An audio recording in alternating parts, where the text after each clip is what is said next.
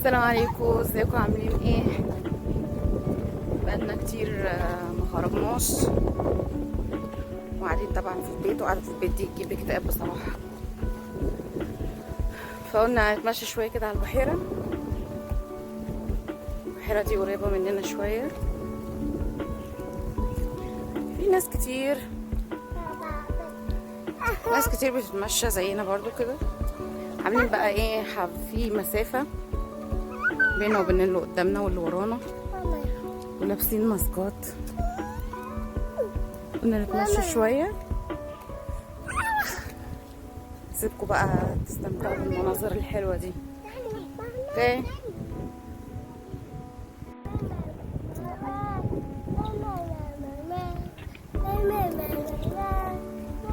المعروف عن ولاية مينيسوتا، الولاية اللي انا فيها دي، ان هي فيها 10,000 بحيرة واكتر. متخيلين قد ايه؟ في بيوت ورا هناك الناحية التانية. اهم حاجة يا جماعة تحافظوا على المسافات. لو انتوا خارجين تحافظوا على المسافة بينك وبين اللي قدامك، تلبسوا الماسك بتاعكم بحيث ان ما حد يحتاس، حد يكح، ما يبقاش نفس اللي قدامكم. شايفين في ناس بتتمشى كتير اهي، بس طبعا ممنوع نبقى لازقين في بعض، لازم يبقى في مسافة بيننا وبين بعض. شايفين المنظر؟ سبحان الله يا رب. شايفين ناس بتجري وناس بتركب عجل وناس بتتمشى. قاعدين بقى طبعا في الحجر الصحي، ولا بنخرج ولا بنروح ولا بنيجي. حتى في العيد الواحد يعني ما خرجش ولا راح ولا جه بسبب المشاكل اللي حصلت والمظاهرات ومش عارف ايه. قلنا نغير جو بقى ونتمشى شويه على المنظر الحلو ده.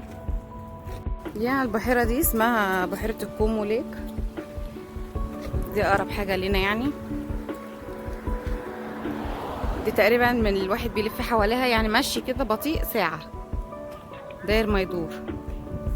يلا البحيرات غير الانهار غير البحار، بتبقى ميه يعني دايره كده، ميه مقفول عليها من كل ناحيه. سبحان الله، يعني شايفين داير ما يدور كده وهي في النص، لها اول ولها اخر. يلا